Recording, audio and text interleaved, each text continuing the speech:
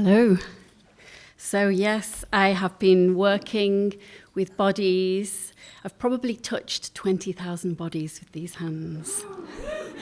And when I started, I just did back massages and neck massages. And gradually, as I've got deeper and deeper into the experience of the body, I have started to delve into more orifices and use more parts of my body and their bodies.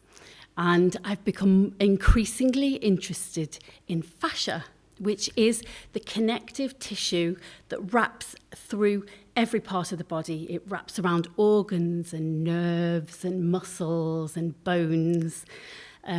It's actually a regulatory organ and a sensory organ, and it's deeply connected to our nervous systems. And I don't know if we think about our fascia enough, our connective tissue enough, because it really it can lead us to feeling a lot more pleasure, a lot more aliveness, and it can really optimize our experience of our own bodies. It's actually, it starts from the top of the head and it connects all the way down to the tips of the toes. And I encourage you to really think about things like the connection between our jaw and how we're communicating and what that's doing to our pelvis, our hips, and even our feet. It's in many ways, fascia is the most underrated and most interesting thing about bodywork in some ways. It also seems to hold stories and hold maybe beliefs and habits that we want to move away from. It's densely innervated and it communicates continuously with the nervous system. And it senses pressure and stretching and temperature and internal states. And it makes it a primary pathway for pleasure, arousal, and pain and emotional information. And I have started to treat many women who've come to me and said, I had some trauma in my past and I feel that I had a traumatic cesarean or traumatic termination, or something's happened in their bodies and they've had body work and they've had talking therapy, they've had all sorts of things, but they can feel that somewhere inside their body something is just holding on. And so we really work together, nervous system to nervous system, perhaps to go into some internal fascia and just allow them to kind of experiment and explore and see if there's things there that the fascia, literally the fascia, is holding on to. Again, I've had some men who'd had perhaps surgery, testicular surgery or perineal surgery, or something's gone on with their genitals when they were young boys and it's been put on the shelf, never thought about again, but there's something in there that keeps calling them back to it and they don't know. Touching themselves hasn't quite hit the mark, and we work together again just to see if there's something in the fascia that's calling out to be touched in a certain way. I would say pleasure isn't in the genitals, it's perceived and amplified through the fascial network.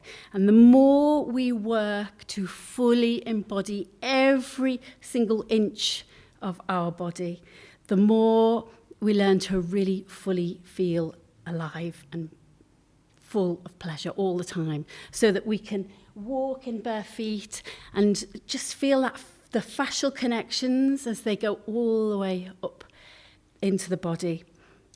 Gentle pressure, slow movement, sustained contact stimulate all the fascial mechanoreceptors.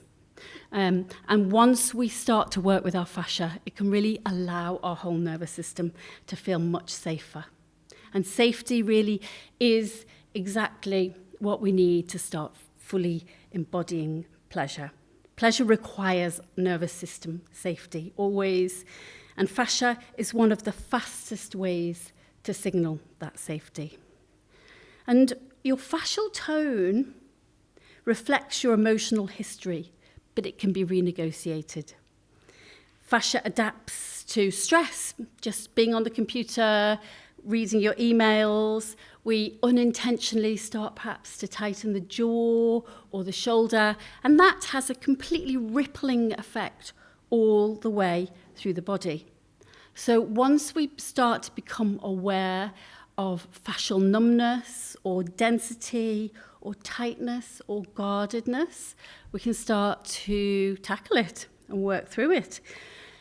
Some great things to tackle any fascial restrictions. Movement, not fast movement, not running particularly, any movement that isn't just sitting at a desk. So gentle movement, walking's perfect for working with the fascia.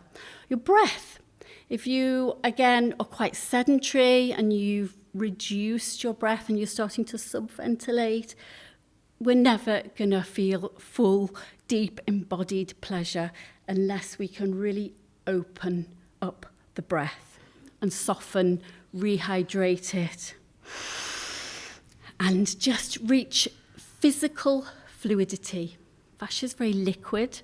It's very mellifluous. It should be like soft, liquid honey. And as you put your hands through your body, everywhere in the body, you should feel that beautiful, soft, honey-like nature of fascia.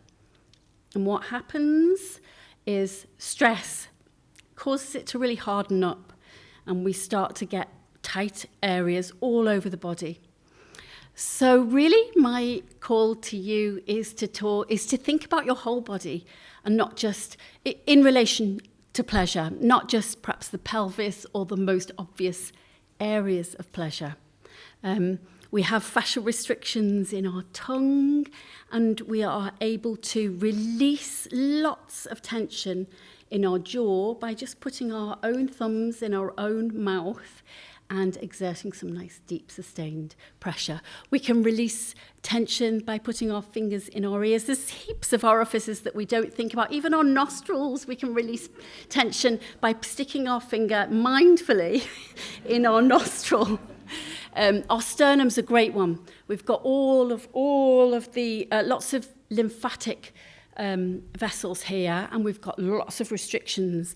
And a great way to start to release your fascia is just put your hand on the skin of your chest and push into the body. And then without sliding the hand along the skin, I invite you to just put some pressure to one side or the other, and just hold that pressure. And we really invite the body to unwind if it wants to. I have been working on people's knees like this, and they've had psychedelic experiences because the body's just been ready to just go blah, and let go and unwind. So there's all sorts of ways we can do that, but the sternum is a great way to start. The jaw, the cheekbone here, is directly related to the pelvic floor. So if we have any hypertonicity in the pelvic floor, if it's a bit tight or it's a bit loose, working on the jaw right here across the jawbone is a great way to start. And you can actually start, the more you work on your jaw and your inside your mouth, the more you can start to feel the fascia of your pelvic floor just start to melt. The belly button, another kind of semi-orifice, is another great place to work on. Again, just with your own hand or with a loved one, just getting your hand, sinking it into the belly, and then giving it a bit of a twist really helps to unwind that whole area.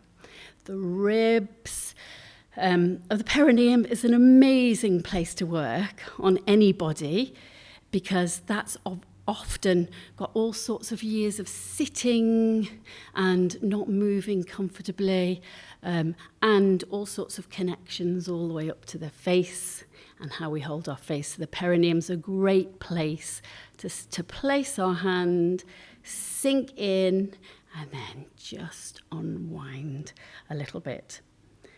Oh, and the mons pubis, right over the pubic bone, another place that's a great place to work. I started to get into this work particularly because of scarring, because once you have any scar anywhere in your body, that starts to hold part of the body tighter, and then you've got less chance for everything to flow. So I would encourage you, if you do have any scars anywhere in the body, give them a little bit of gentle, sustained pressure. And I'm just going to finish with a little practical breath. I'm going to invite you to. You don't have to do it. But this is a great way to become more orgasmic and to really allow the pelvis and all those muscles inside the pelvis to relax. It's great for anyone. I can't do it with you because it's a mouth closed one and I have to talk you through it. But it is, we're going to close our mouth, and when so it's all nasal breathing. When we breathe in, we're going to drop our jaw slightly. And when we breathe out, we're going to bring the jaw up. And we're just going to do that rhythmically for a few breaths. Breathing in, dropping the jaw, and breathing out and bringing the jaw back up. And keep going with that for a good few breaths. And if you notice very carefully, that's exactly what your pelvic floor is doing. So you've got this tube of breath going right down to the perineum. So you're breathing in, your jaw's dropping, and all those muscles in your pelvis are automatically dropping. And this brings you into a deep trance state if you practice it, and a really deeply pleasurable state. It doesn't bring anything up, it's not cathartic, it's just a deeply pleasurable breath. So breathing in and dropping the jaw, and breathing out and bringing the jaw back up. And that is a whole body fascial release. So I invite you to think more about your fascia, about your connective tissue, and how it's all related, and how it can improve your receptivity, your sense of arousal, your awareness. It can improve your relationship with your nervous system. That's it. Thank you.